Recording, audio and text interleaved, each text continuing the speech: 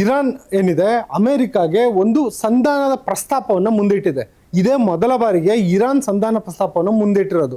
ಈ ಹಿಂದೆ ಅಮೆರಿಕ ಮತ್ತು ಏನೊಂದು ಇಸ್ರೇಲ್ ದೇಶಗಳು ಸಂಧಾನಕ್ಕೆ ಇರಾನ್ನ ಒತ್ತಡ ಮಾಡ್ತಿದ್ದಾಗ ಕೂಡ ಯಾವುದೇ ರೀತಿಯಾದಂಥ ಸಂಧಾನ ಸೂತ್ರಗಳನ್ನು ಇರಾನ್ ಇಡ್ತಿರ್ಲಿಲ್ಲ. ಆದರೆ ಈಗ ಇದೇ ಮೊದಲ ಬಾರಿಗೆ 3 ಹಂತದ ಸಂಧಾನ ಸೂತ್ರವನ್ನು ಇರಾನ್ ಅಮೆರಿಕಾಗೆ ಪ್ರಸ್ತಾಪ ಮಾಡಿದೆ.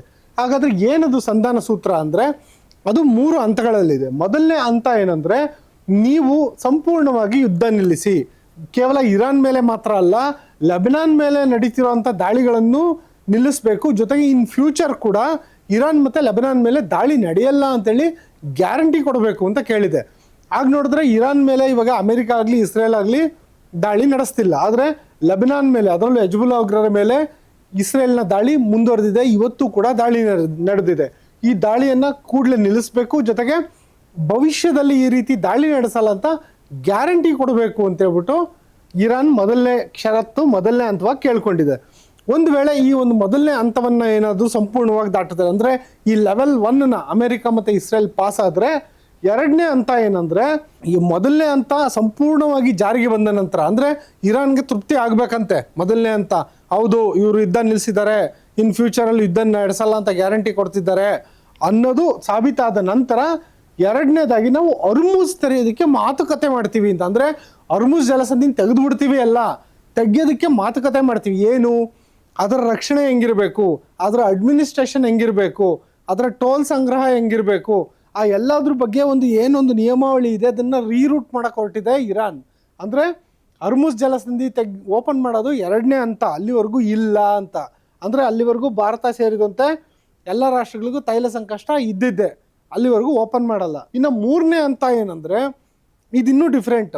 2 ಹಂತಗಳು ಸಂಪೂರ್ಣವಾಗಿ ಜಾರಿಗೆ ಬರಬೇಕಂತೆ. ಯಾವುದು, ಮೊದಲು ಯುದ್ಧ ನಿಲ್ಲಬೇಕು, ಆಮೇಲೆ ಭವಿಷ್ಯದಲ್ಲಿ ಯುದ್ಧ ಮಾಡಲ್ಲ ಅಂತ ಹೇಳ್ಬಿಟ್ಟು ಭರವಸೆ ಕೊಡಬೇಕು, ಆನಂತರ ಅರ್ಮುಜ್ ಜಲಸಂಧಿ ಎಂದಿನಂತೆ ಮುಕ್ತ ಆಗಬೇಕು. ಆ ಎಲ್ಲ ಆದ ನಂತರ 3ನೇ ಹಂತದಲ್ಲಿ ಅಣು ಸಂಸ್ಕರಣೆ ಬಗ್ಗೆ ಚರ್ಚೆ ಮಾಡ್ತೀವಿ ಅಂತ. ಅಂದರೆ ಅವ್ರ ಹತ್ರ ಏನು 400 kgಗಿಂತಲೂ ಹೆಚ್ಚು ಯುರೇನಿಯಂ ಇದೆಯಲ್ಲ, ಸಂಸ್ಕರಿತ ಯುರೇನಿಯಮ್ಮು, ಅದನ್ನು ಕೊಟ್ಬಿಡ್ತೀವಿ ಅಂತಲ್ಲ. ಜೊತೆಗೆ ಇನ್ನು ಮುಂದಕ್ಕೆ ನಾವು ಯುರೇನಿಯಂ ಸಂಸ್ಕರಣೆ ಮಾಡೋದಿಲ್ಲ ಅಂತಲ್ಲ. ಜೊತೆಗೆ ತಾವು ಭವಿಷ್ಯದಲ್ಲಿ ಅಣುಬಾಂಬ್ ತಯಾರು ಮಾಡೋದಿಲ್ಲ ಅಂತನೂ ಅಲ್ಲ. ಬಟ್ ನಾವು ಅಣು ಸಂಸ್ಕರಣೆ ಬಗ್ಗೆ ಚರ್ಚೆ ಮಾಡ್ತೀವಿ. ಈ ಹಂತದಲ್ಲಿ ನೀವು ಅಣು ಸಂಸ್ಕರಣೆನ ನಿಲ್ಲಿಸ್ಬಿಡಿ, ಯಾವುದೇ ಕಾರಣಕ್ಕೂ ನೀವು ಯುರೇನಿಯಂನ ಎನ್ರಿಚ್ಮೆಂಟ್ ಮಾಡಬಾರ್ದು ಅಂತ ಹೇಳ್ಬಿಟ್ಟು ಒತ್ತಡ ಏರಂಗಿಲ್ವಂತೆ ಇರಾನ್ಗೆ. ಮತ್ತು ಅವ್ರ ಹತ್ರ ಏನೋ ಇದೆಯಲ್ಲ 400 kgಗೂ ಹೆಚ್ಚು ಸಂಸ್ಕರಿತ ಯುರೇನಿಯಮ್ಮು, ಆ ಯುರೇನಿಯಂನ ಬೇರೆ ದೇಶಕ್ಕೆ ಹಸ್ತಾಂತರ ಮಾಡಿ ಅಂತ ಒತ್ತಡ ಕೂಡ ಏರಂಗಿಲ್ವಂತೆ. ಅಂದರೆ ಇರಾನ್ಗೆ ತನಗೇನು ಬೇಕೋ ಅದನ್ನು ಈ ಸಂಧಾನ ಸೂತ್ರದಲ್ಲಿ ಹಾಕಿಟ್ಕೊಂಡ್ಬಿಟ್ಟಿದೆ. ನನಗೆ ಹೆಂಗೆ ಬೇಕೋ ಹಂಗೆ ಬೇಕಾಗಿರೋಂಥ ನಿಯಮಗಳಿದು ಅಂತ.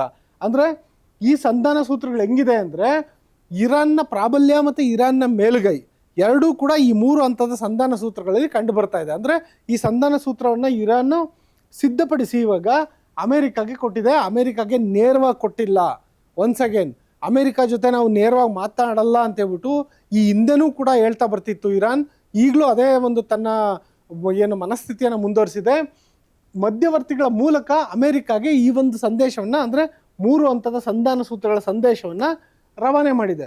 ಮತ್ತು ಆದರೆ ಈ ಒಂದು ಸಂಧಾನ ಸೂತ್ರ ಏನಿದೆಯಲ್ಲ, ಇದು ಅಮೇರಿಕಾ ಕೈ ಸೇರಿದ ತಕ್ಷಣ ಮಾಧ್ಯಮಗಳು ವೈಟ್ ಹೌಸ್ನಲ್ಲಿ ಪ್ರತಿನಿಧಿಗಳನ್ನ ಕೇಳಿದ್ರು, ಅಮೇರಿಕಾ ಸರ್ಕಾರ ಪ್ರತಿನಿಧಿಗಳನ್ನ, ಏನರಪ್ಪ ವೈಟ್ ಹೌಸ್ ಹೋಗ್ತಾರ್ರೆ, ಈ ರೀತಿ 3 ಹಂತದ ಸಂಧಾನ ಸೂತ್ರನ ಇರಾನ್ ಕೊಟ್ಟಿದೆ, ಇದಕ್ಕೆ ನೀವೇನಂತೀರಾ ಅಂತ ಕೇಳಿದಾಗ, ಇಲ್ಲ ನಾವು ಮಾಧ್ಯಮಗಳ ಎದುರಲ್ಲಿ ಇವನ್ನೆಲ್ಲ ಮಾತಾಡೋದಿಲ್ಲ ಅಂತೇಳ್ಬಿಟ್ಟು ವೈಟ್ ಹೌಸ್ನ ವಕ್ತಾರರು ಹೇಳಿದ್ದಾರೆ. ಮತ್ತು ಅಮೇರಿಕಾ ಜನರಿಗೆ ಅನುಕೂಲ ಆಗೋ ರೀತಿಯಲ್ಲಿ ನಾವು ಡೀಲ್ ಮಾಡ್ತೇವೆ ಅಂತ. ಅಂದರೆ ಡೀಲ್ ಅಂದರೆ ಏನು, ಇವರು ರಾಜತಾಂತ್ರಿಕ ಮಾತುಕತೆಯನ್ನು ಮಾಡ್ತಾರೋ ಅಥವಾ ಹಿಂಬಾಗಿಲ ಮೂಲಕ ಮಾತುಕತೆ ಮಾಡ್ತಾರೋ, ಅಥವಾ ಡೊನಾಲ್ಡ್ ಟ್ರಂಪ್ ಅವರ ಅಳಿಯ ಮತ್ತು ಆಪ್ತ ಗೆಳೆಯ ಯಾರಿದ್ದಾರೆ ಕುಶ್ನರ್ ಮತ್ತು ಆತನ ಮತ್ತೊಬ್ಬ ಸಹವರ್ತಿ, ಅವರೆಲ್ಲ ಹೋಗ್ಬಿಟ್ಟು ಹಿಂಬಾಗಿಲ ಮೂಲಕ ಮಾತುಕತೆ ಮಾಡ್ತಾರೋ ಪಾಕಿಸ್ತಾನದಲ್ಲಿ ಕೂತು ಗೊತ್ತಿಲ್ಲ. ಆದರೆ ಅಮೆರಿಕ ಜನರಿಗೆ ಅನುಕೂಲ ಆಗೋ ರೀತಿಯಲ್ಲಿ ನಾವು ಮಾಡ್ತೀವಿ ಅಂತ ಹೇಳಿದ್ದಾರೆ. ಆದರೆ ನೇರ ಮಾತುಕತೆ ಇಲ್ಲವೇ ಇಲ್ಲ ಅಂತಲೂ ಸ್ಪಷ್ಟಪಡಿಸಿದ್ದಾರೆ.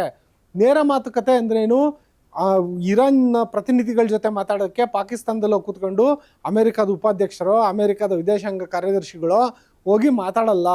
ನೇರ ಮಾತುಕತೆ ಇಲ್ಲವೇ ಇಲ್ಲ.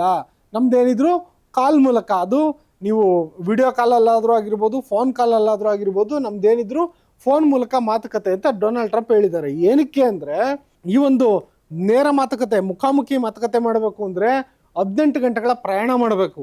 ಎಲ್ಲಿಗೆ? ಅಮೆರಿಕಾದಿಂದ ಪಾಕಿಸ್ತಾನಕ್ಕೆ ಅಥವಾ ಅಮೆರಿಕಾದಿಂದ ಕತಾರ್ಗೆ, ಎಲ್ಲಿಗೆ ಬೇಕಾದರೂ ಹೋಗ್ಬೇಕು ಅಂದ್ರೂ ಆ 15-16 ಗಂಟೆಗಳ ಪ್ರಯಾಣ ಮಾಡಿ ಅಲ್ಲೋಗಿ ಕೂತು ಅಲ್ಲಿ ಇರಾನ್ ಪ್ರತಿನಿಧಿಗಳು ಬರಲ್ಲ ಅಂದ್ಬಿಟ್ರೆ ಆ ಥರ ಒಂದು ಪಾಸಿಬಿಲಿಟಿ ಇದೆ. ಜೊತೆಗೆ ಆ ಸಂದರ್ಭದಲ್ಲಿ ಅಮೆರಿಕಾಗೆ ಮುಖಭಂಗ ಆಗುತ್ತೆ. ಹಂಗಾಗಿ ಈ ಒಂದು 18 ಗಂಟೆಗಳ ವಿಮಾನ ಪ್ರಯಾಣ ಮಾಡೋ ಅಂಥದ್ದು ಏನೂ ಇಲ್ಲ. ಏನಿದ್ರು ಫೋನ್ ಕಾಲ್ ಮೂಲಕ ಅಥವಾ ಕಾನ್ಫರೆನ್ಸ್ ಕಾಲ್ ಮೂಲಕ ನಾವು ಈ ಮಾತುಕತೆಯನ್ನು ಮುಗಿಸ್ಕೊಂತೀವಿ ಅಂತ ಹೇಳ್ತಿದ್ದಾರೆ.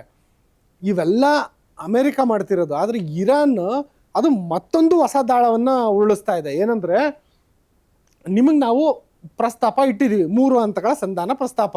ನೀವು ಫೋನ್ ಕಾಲಲ್ಲಾದರೂ ಮಾಡಿ, ಎದುರುಗಡೆ ನೇರ ಭೇಟಿನಾದರೂ ಮಾಡಿ, ಆದರೆ ಈ ಒಂದು ನಮ್ಮ ಸಂಧಾನ ಪ್ರಸ್ತಾಪಕ್ಕೆ ನೀವೇನು ಉತ್ತರ ಕೊಡ್ತೀರೋ ಕೊಡಿ ಅಂತ ಹೇಳ್ಬಿಟ್ಟು, ಜೊತೆನಲ್ಲೇ ಇನ್ನೊಂದೇನು ಮಾಡ್ತಿದ್ದಾರೆ ಅಂದರೆ, ಒಂದು ರೀತಿಯಾದಂಥ ದಂಡಯಾತ್ರೆ ಮಾಡ್ತಾ ಇದ್ದಾರೆ.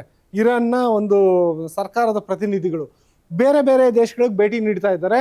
ಆ ಮೂಲಕ ಒಂದು ರೀತಿ ವಿದೇಶಾಂಗ ಸಮರವನ್ನು ನಡೆಸ್ತಾ ಇದ್ದಾರೆ.